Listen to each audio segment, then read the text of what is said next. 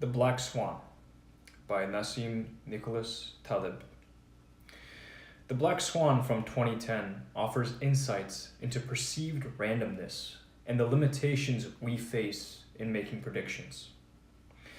Our over-reliance on methods that appeal to our intuition at the expense of accuracy, our basic inability to understand and define randomness, and even our biology itself all contribute to poor decision-making, and sometimes to black swans, events thought to be impossible that redefine our understanding of the world. Who should read this? Anyone whose job involves analyzing charts and trends. Anyone interested in how they can minimize their exposure to risk. And anyone interested in epistemology. Who wrote the book? Nassim Taleb is among the more prolific contemporary economists and thinkers, having written a number of critically acclaimed works such as Fooled by Randomness, and his numerous essays have been published in a number of magazines and journals. Taleb is a distinguished professor of risk engineering at New York University's Polytechnic Institute. What's in it for me? Find out why clinging to your beliefs can give you a nasty surprise. Nassim Taleb's The Black Swan explores the nature of what we perceive as random events, as well as the logical pitfalls that cause us to miss out on the bigger picture. He calls these seemingly random events, which often have profound consequences for the individual and even for societies on the whole, black swans.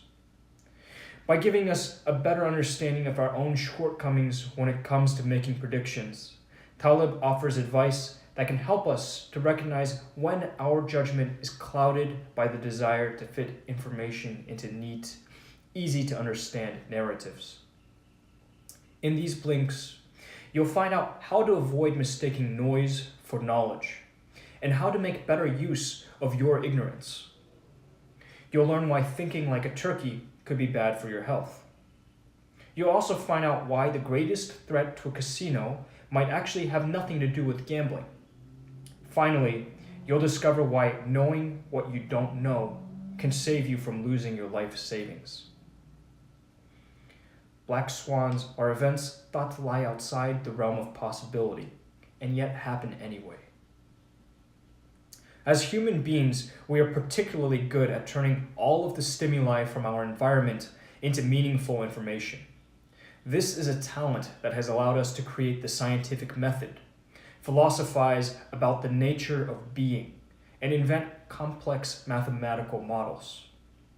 But just because we're able to reflect on and order the world around us doesn't necessarily mean we're very good at it. For one thing, we're inclined to be narrow-minded in our beliefs about the world. Once we have an idea about how the world functions, we tend to cling to it. But because human knowledge is constantly growing and evolving, this dogmatic approach makes no sense. Just 200 years ago, for example, doctors and scientists were supremely confident in their knowledge of medicine. Yet today, their confidence seems ludicrous. Just imagine going to your doctor complaining of a common cold and being given prescription for snakes and leeches. Being dogmatic about our beliefs makes us blind to those concepts that fall outside the paradigms we've already accepted as true. How, for example, is it possible to understand medicine if you're not aware that germs exist? You might come up with a sensible explanation for illness, but it will be flawed by a lack of crucial information. This kind of dogmatic thinking can result in huge surprises. We're sometimes surprised by events not because they're random, but because our outlook is too narrow. Such surprises are known as black swans, and they can prompt us to fundamentally reconsider our worldview. Before anyone had ever seen a black swan, people assumed that all swans were white.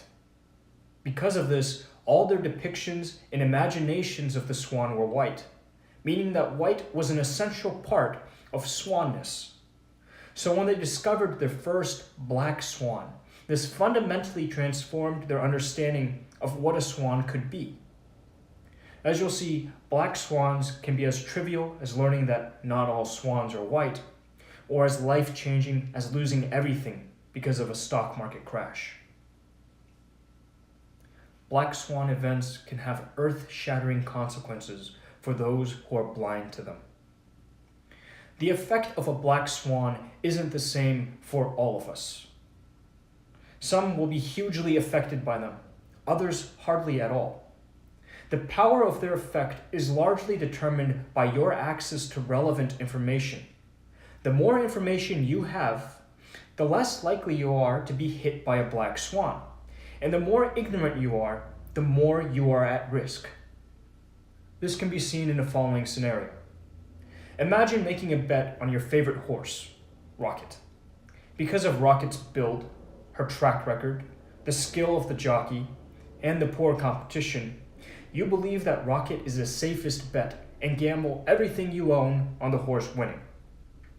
Now imagine your surprise when the starting pistol is fired and Rocket not only doesn't leave the gates, but opts instead to simply lay down on the track.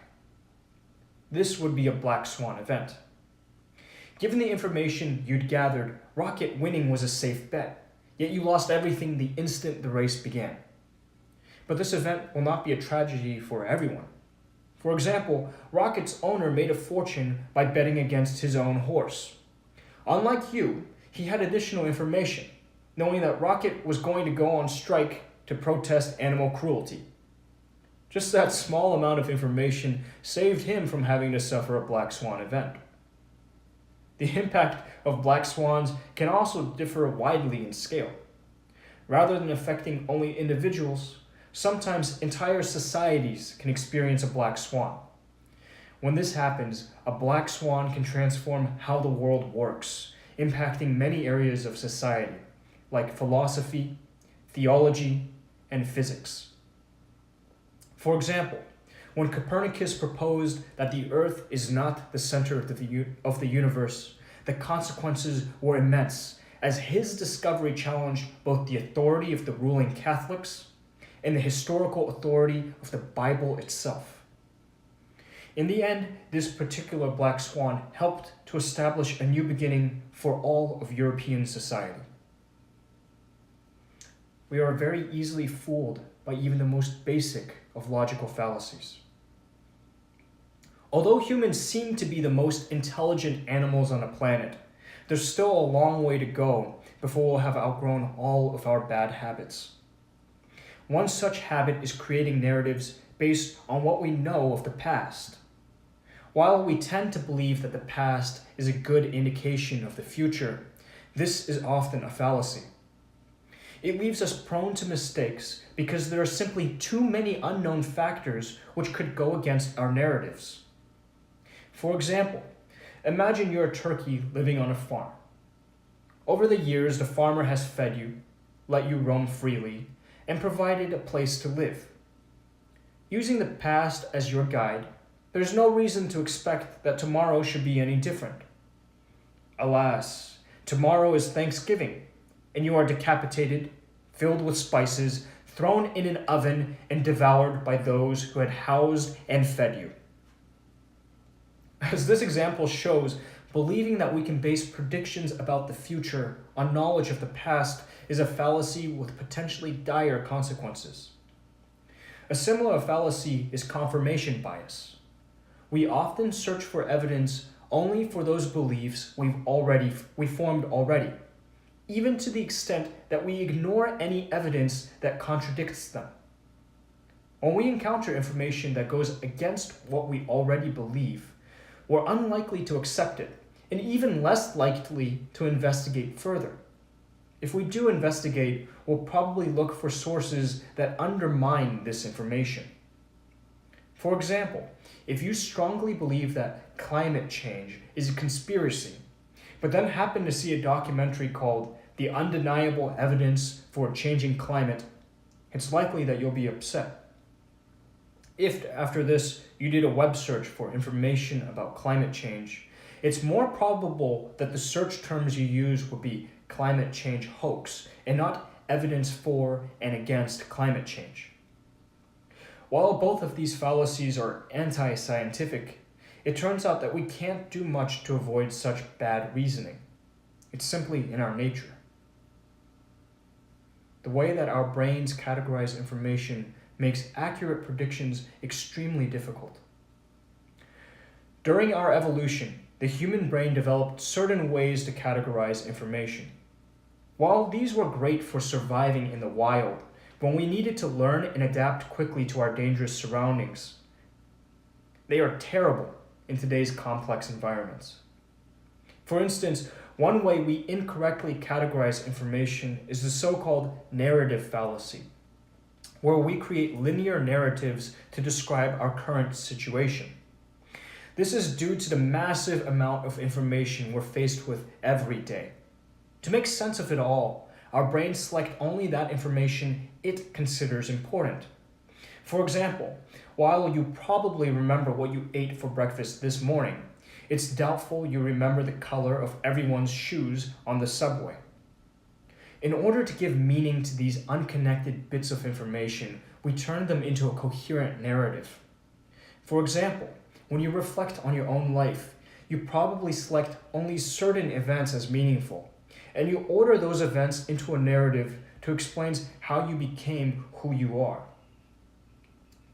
For example, you love music because your mom used to sing songs by the Beatles to you every night.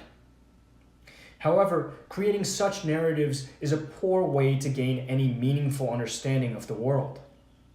This is because the process works only by looking back on the past and doesn't take into account the near infinite explanations that are possible for any one event.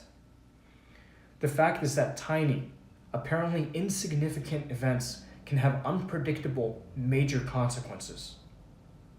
Imagine, for example, that a butterfly flapping her wings in India causes a hurricane 1 month later in New York City.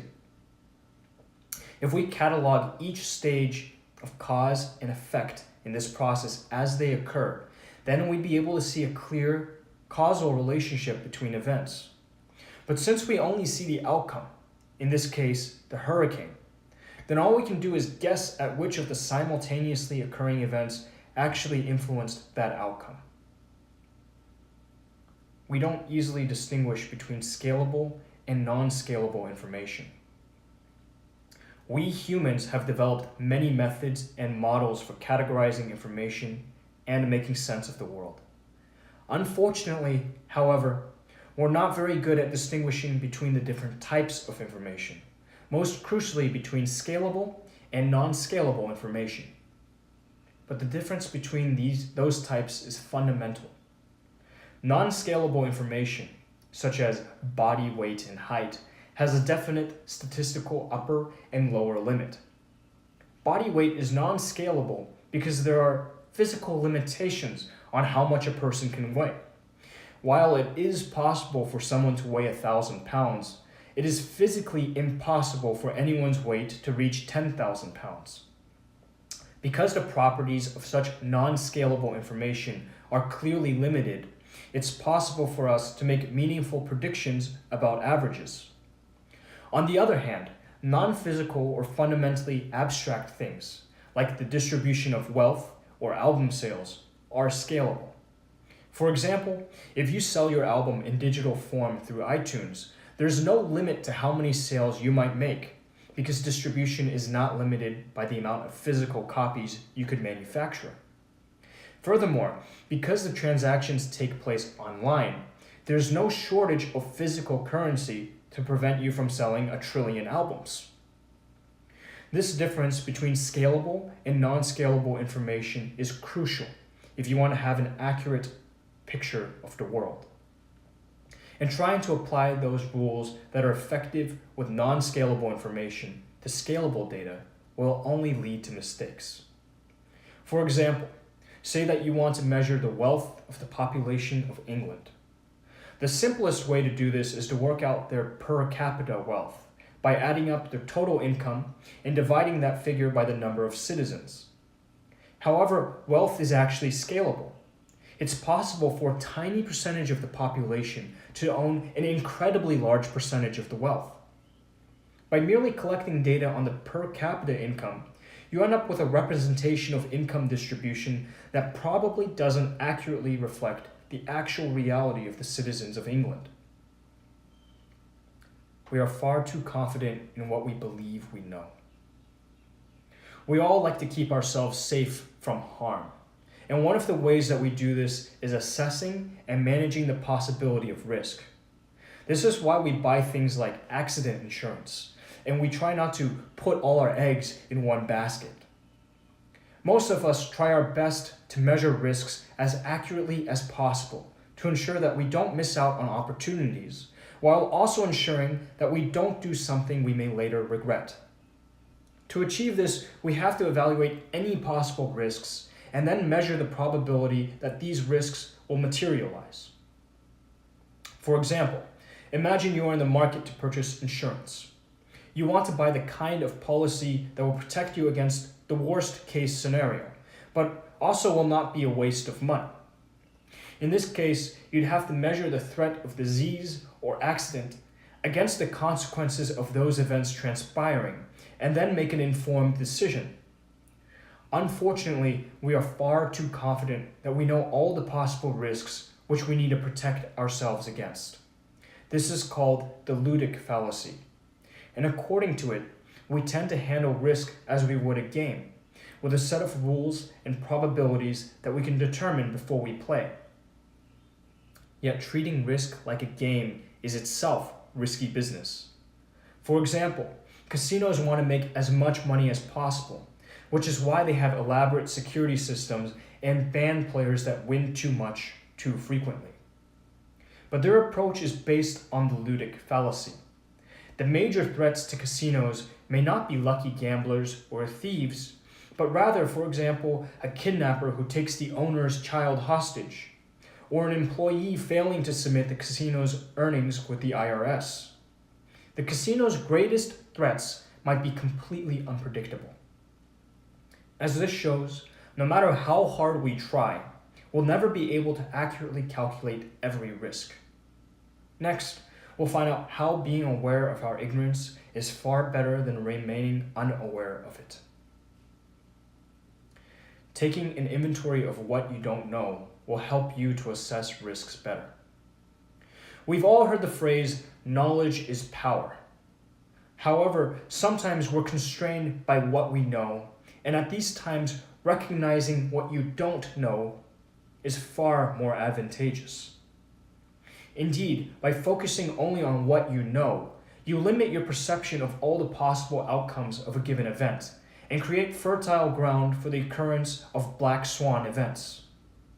For example, say you want to purchase stocks in a company, but your knowledge of stock statistics is limited to the period 1920 to 1928, 1 year before the greatest stock market crash in US history. In that case, you'd observe a few small dips and peaks, but in general, you'd notice that the trend is upward. So, thinking that this trend must continue, you spend your life savings on stocks. The next day, however, the market crashes and you lose everything you have. If you'd studied the market a little more, you would have observed the numerous booms and busts throughout history. By focusing only on what we know, we open ourselves to great and unmeasured risks. On the other hand, if you can at least establish what it is that you don't know, then you'll be able to greatly reduce your risk. Good poker players understand this principle well, as it's crucial to their success at the game. While they know the rules of the game and the probabilities that their opponents have better cards than they do, they are also aware that there is certain relevant information they don't know, such as their opponent's strategy and how much their opponent can stand to lose. Their knowledge of these unknowns contributes to a strategy that doesn't focus solely on their own cards, thus enabling them to make a far more informed assessment of the risk. Having a good understanding of our limitations as human beings can help us to make better choices. Perhaps the best defense against falling into the cognitive traps we've seen is a good understanding of the tools that we use to make predictions and their limitations. While knowing our own limitations certainly won't save us from every blunder we'll ever make, it can at least help us to reduce our bad decision making. For instance, if you're aware that you are subject to cognitive bias like everyone else, then it's much easier to recognize when you're only looking for information that confirms what you already believe to be true. Likewise, if you know that we humans like to organize everything into neat, causal narratives, and that this kind of approach simplifies the complexity of the world, then you'll be more likely to search for further information to gain a better view of the whole picture. Just the small amount of critical self-analysis can help you gain a competitive advantage over others in your field. It's certainly preferable to be aware of your shortcomings. For example, if you know that there will always be unforeseeable risks in pursuing any opportunity, despite how promising that opportunity seems, you'll probably be less inclined to invest heavily in it. While we cannot triumph over randomness or our limited capacity for understanding the vast complexity of our world, we can at least mitigate the damage inflicted by our ignorance. Final summary. The key message in this book. Even though we're constantly making predictions about the future, we're actually terrible at it. We put far too much confidence in our knowledge and underestimate our ignorance. Our over-reliance on methods that seem to make sense, our basic inability to understand and define randomness, and even our biology all contribute to poor decision-making, and sometimes to black swans. Events we believe to be impossible, but which end up redefining our understanding of the world. Actionable advice. Be suspicious of because. Although it is absolutely in our nature to look for linear, causal relationships between events in order to make sense of this complex world, the reality is that we are absolutely pitiful at both making predictions of the future and establishing causes for the present. Rather than feeding our desire to see events in clear-cut cause and effect, it's better to instead consider a number of possibilities without being married to any single one. Know what you don't know. If you want to make meaningful predictions about the future, which, if you're buying insurance, making investments, attending college, changing jobs, conducting research, or just being a human, then you certainly do, then it's simply not enough to take all of the knowns into consideration. This leaves you with only a partial understanding of the risks involved in your prediction. Instead, you should also be consciously aware of what you don't know, so that you don't unnecessarily limit the information that you are working with.